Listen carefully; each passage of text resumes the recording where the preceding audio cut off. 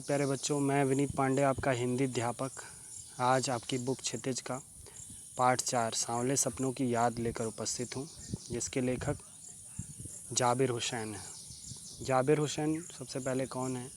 जाबिर हुसैन आपके एक महान राजनीतिज्ञ रहे हैं। उनका जन्म 1945 में बिहार के नालंदा ज़िले के नौनही राजगीर गांव में हुआ था। वो अंग्रेजी साहित्य के प्राध्यापक थे और साथ ही साथ 1977 में वो मुंगेर से बिहार विधानसभा के लिए चुने गए और मंत्री बने तथा 1995 में उन्हें बिहार विधान परिषद का सभापति चुना गया। ये हिंदी, उर्दू और अंग्रेजी तीनों भाषाओं के ज्ञाता थे। इन्होंने बहुत सी रचनाएं की, जिनमें जो आगे हैं डोला बीबी का मज़ार, अतीत का चेहरा, लोगां, एक नदी रेत भरी और ये पाठ जो आप पढ़ रहे हैं सांवले सपनों की याद आदि ऐसे पाठ उन्होंने लिखे, ऐसी रचनाएं उन्होंने की। ये प्रस्तुत पाठ सांवले सपनों की याद 1987 में प्रसिद्ध पक्षी वैज्ञानिक सालिम अली की मृत्यु के तुरंत बाद उन्होंने डायरी शैली में उनके संस्मरण के स्वरूप लिखा। उनकी मृत्यु से उत्पन्न जो दुख था उसको लेखक ने सांवले सपनों की याद नाम दिया है। सालिम अली का स्मरण करते हुए लेखक ने उनका व्यक्ति चित्र प्रस्तुत किया है।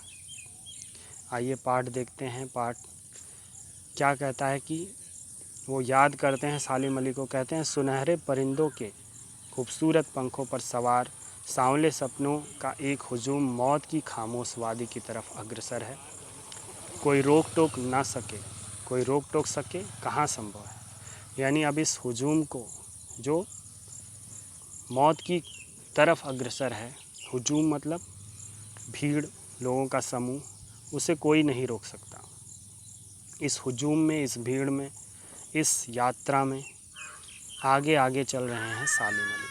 यानी सभी लोग उन्हें कंधे पर उठाकर उनके शव को ले जा रहे हैं। अपने कंधों पर सैलानियों की तरह अपने अंतहीन सफ़र, यानी जो कभी नहीं समाप्त होने वाला है, ऐसे सफ़र का बोझ उठाए हुए वो बढ़ रहे हैं। लेकिन यह सफ़र पिछले तमाम सफ़रों से भिन्न है। भीड़ भाड़ की ज़िंदगी और तनाव के माहौल से सालिम अली का यह आखिरी पलायन है। यानी इस ज़िंदगी की कशमकश से, इस भीड़ भाड़ से वो आखिरी बार छुटकारा पा रहे हैं, आखिरी बार कहीं जा रहे हैं, स्थानांतरित हो रहे हैं, पलायन कर रहे हैं। अब तो वो उस वन पक्षी की तरह प्रकृति में विलीन हो रहे हैं जो ज़िंदगी का आखिरी गीत गाने के बाद मौत की गोद में जा बसा हो। कोई अपने जिस्म की हरारत यानी थकान और दिल की धड़कन देकर भी, यानी जिस्म की ताकत और दिल की धड़कन देखकर भी उसे लौटाना चाहे तो वह पक्षी यानी वह सालिम अली अपने सपनों के गीत दोबारा कैसे गा सकेगा। यानी अब वो दोबारा जीवित नहीं हो सकेगा। मुझे नहीं लगता कोई इस सोए हुए पक्षी को जगाना चाहेगा। वर्षों पूर्व खुद सालिम अली ने कहा था कि लोग पक्षियों को आदमी की नज़र से देखना चाहते हैं, है ना, कि जैसा इंसान है वैसे ही पक्षी हैं। यह उनकी भूल है। ठीक उसी तरह जैसे जंगलों और पहाड़ों, झरनों और आबसारों यानी पानी के, जैसे पानी के स्रोत, चाहे वो नदी हो चाहे वो सागर हो, को वो प्रकृति की नज़र से नहीं, आदमी की नज़र से देखने को उत्सुक रहते हैं, है ना। भला कोई आदमी अपने कानों से पक्षियों की आवाज़ का मधुर संगीत सुनकर अपने भीतर रोमांच का सोता फूटता महसूस कर सकता है? यानी ये केवल कवि ही कर सकते हैं, कोई सामान्य मनुष्य नहीं कर सकता। कोई लेखक ही कर सकता है, कोई सामान्य जन नहीं कर सकता। और अगर ऐसा है तो शायद वो अपनी नज़र से ही पक्षियों को देखता है कि पक्षी क्या बोल रहे हैं, वो अपने हिसाब से एक्सप्लेन करता है, उसकी व्याख्या करता है। लेकिन वास्तव में वो पक्षी किस वजह से बोल रहे हैं, क्यों चहचहा रहे हैं, क्या बात कर रहे हैं, वो कोई नहीं समझता। एहसास की ऐसी ही एक ऊबड़ खाबड़ ज़मीन पर जन्मे मिथक का नाम है सालिम अली। मिथक यानी प्राचीन कहानी। तो ऐसे ही एक ज़मीन पर, ऐसे ही एक एहसास यानी भाव पर, एहसास पर जन्म हुआ सालिम अली का। पता नहीं इतिहास में कब कृष्ण ने वृंदावन में रासलीला रची थी और सोख यानी सुंदर गोपियों, नाजुक गोपियों को अपनी शरारतों का निशाना बनाया था। कब माखन भरे भांडे फोड़े थे और कब दूध छाली से मुंह भरे थे। कब वाटिका में छोटे छोटे किंतु घने पेड़ों की छाह में विश्राम किया था। कब दिल की धड़कनों को एकदम से तेज करने वाले अंदाज में बंसी बजाई थी। और पता नहीं कब वृंदावन की पूरी दुनिया संगीतमय हो गई थी। पता नहीं यह सब कब हुआ था, लेकिन कोई आज भी वृंदावन जाए तो नदी का सांवला पानी उसे पूरे घटनाक्रम की याद दिला देगा। हर सुबह सूरज निकलने से पहले जब पतली गलियों से उत्साह भरी भीड़ नदी की ओर बढ़ती है तो लगता है जैसे उस भीड़ को चीर कर अचानक कोई सामने आएगा और बंसी की आवाज़ पर सब किसी के कदम थम जाएंगे।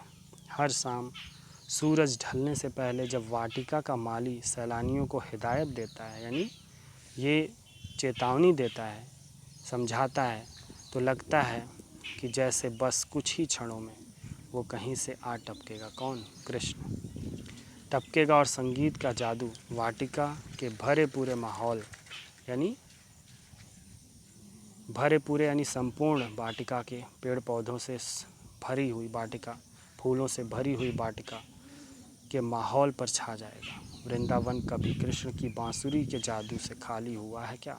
यानी यहाँ कभी ये महसूस नहीं कर सकता कोई कि यहाँ कृष्ण नहीं रहे। मिथकों की दुनिया में इस सवाल का जवाब ऐसे ही थे सालिम अली। कृष्ण की तरह ही लेखक ने यहाँ पर उनकी तुलना श्री कृष्ण से ही किए। जैसे वृंदावन में कृष्ण थे, वैसे ही प्रकृति की दुनिया में सालिम अली थे।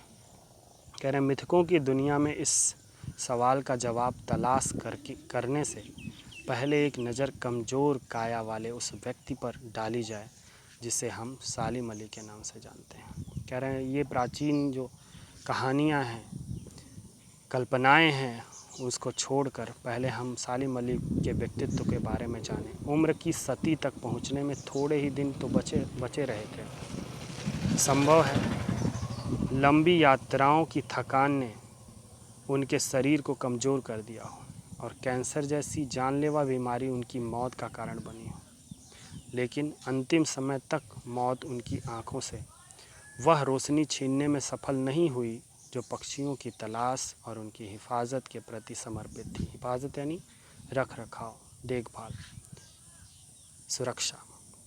सालिम अली की आँखों पर चढ़ी दूरबीन उनकी मौत के बाद ही तो उतरी थी। यानी इस वाक्य का अर्थ है वो एक बार काम शुरू करते थे तो उसे पूरा ही करके छोड़ते थे। हमेशा दूरबीन उनके हाथ में रहता था, उनके गले में रहता था। उन जैसा बर्ड वाचर यानी पक्षियों की निगरानी करने वाला, परीक्षण करने वाला शायद ही कोई हुआ हो। लेकिन एकांत क्षणों में सालिम अली बिना दूरबीन भी देखे गए हैं। जब शांत समय होता था, एकांत में होते थे, तब दूर क्षितिज तक फैली ज़मीन और झुके आसमान को छूने वाली उनकी नज़रों में कुछ वैसा ही जादू था जो प्रकृति को अपने घेरे में बांध लेता है।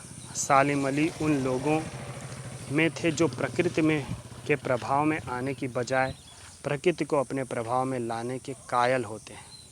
कायल यानी वो चाहते हैं, वो उनमें ये गुण होता है, ये कौशल होता है जो प्रकृति को अपने प्रभाव में लाना चाहते हैं। उनके लिए प्रकृति में हर तरह एक हंसती खेलती रहस्य भरी दुनिया पसरी थी।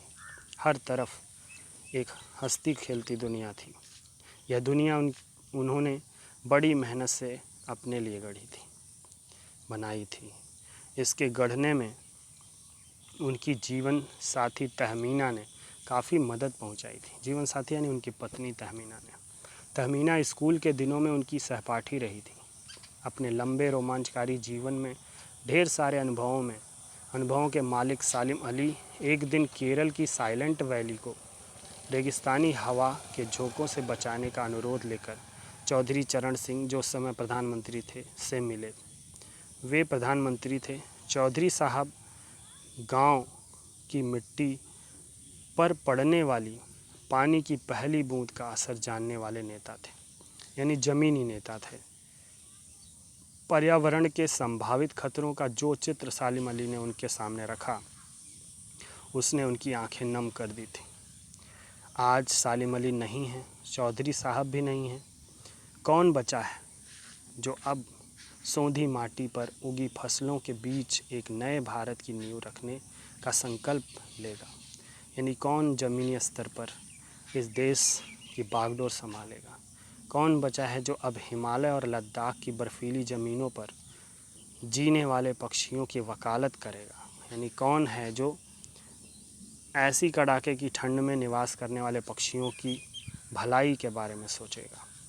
सालिम अली ने अपनी आत्मकथा का नाम रखा था फॉल ऑफ अ स्पैरो। मुझे याद है आ गया D.H. लॉरेंस की मौत के बाद लोगों ने उनकी पत्नी फ्रीडा लॉरेंस से अनुरोध किया कि वह अपने पति के बारे में कुछ लिखें। फ्रीडा चाहती थी तो ढेर सारी बातें लॉरेंस के बारे में लिख सकती थी, लेकिन उसने कहा, मेरे लिए लॉरेंस के बारे में कुछ लिखना असंभव सा है। मुझे महसूस होता है कि मेरी छत पर बैठने वाली गौरैया लॉरेंस के बारे में ढेर सारी बातें जानती है, मुझसे भी ज़्यादा जानती है। क्यों? वो सचमुच इतना खुला और सादा दिल आदमी था। मुमकिन है लॉरेंस मेरी रगों में, मेरी हड्डियों में समाया हो, लेकिन मेरे लिए कितना कठिन है उसके बारे में अपने अनुभवों को शब्दों का जामा पहनाना, यानी उसे शब्दों में बयां करना। जितना वो पक्षियों के साथ रहता था उतना मेरे साथ नहीं, इसलिए पक्षी उसके बारे में अधिक बता सकते हैं। मुझे यकीन है मेरी छत पर बैठी गौरैया उसके बारे में और हम दोनों ही के बारे में मुझसे ज़्यादा जानकारी रखती है, क्योंकि वह उनके साथ अधिक रहता था। जटिल प्राणियों के लिए सालिम अली हमेशा एक पहेली बने रहेंगे। बचपन के दिनों में उनकी एयर गन से घायल होकर गिरने वाली नीले कंठ की वह गौरैया सारी जिंदगी उन्हें खोज के नए नए रास्तों की तरफ ले जाती रही। जिंदगी की ऊंचाइयों में उनका विश्वास एक क्षण के लिए भी डिगा नहीं, हटा नहीं। वो लॉरेंस की तरह नैसर्गिक यानी स्वर्गीय जिंदगी का प्रतिरूप बन गए थे। सालिम अली प्रकृति की दुनिया में एक टापू बनने की बजाय अथाह सागर बनकर उभरे। यानी वो रुकना नहीं जानते थे, एक जड़ पदार्थ नहीं थे। वो हमेशा कुछ न कुछ पक्षियों के बारे में खोजबीन करते रहते थे। एक सागर थे, पक्षियों की जानकारी के अथाह सागर थे। जो लोग उनके भ्रमणशील स्वभाव और उनकी यायावरी यानी यात्रा की प्रवृत्ति से परिचित हैं, उन्हें महसूस होता है कि वो आज भी पक्षियों के सुराग में निकले हैं। आज भी वो पक्षियों के बारे में खोज करने गए हैं और बस अभी गले में दूरबीन लटकाए अपने खोजपूर्ण नतीजों के साथ लौट आएंगे। अभी सब कुछ जानकारी लेकर उपस्थित होंगे। जब तक वो नहीं लौटते, क्या उन्हें गया हुआ मान लिया जाए? मेरी आंखें नम हैं। सालिम अली, तुम लौटोगे ना? ये संस्मरण है चूँकि सालिम अली के बारे में, तो लेखक ने इसे बहुत ही प्रभावशाली ढंग से लिखा है।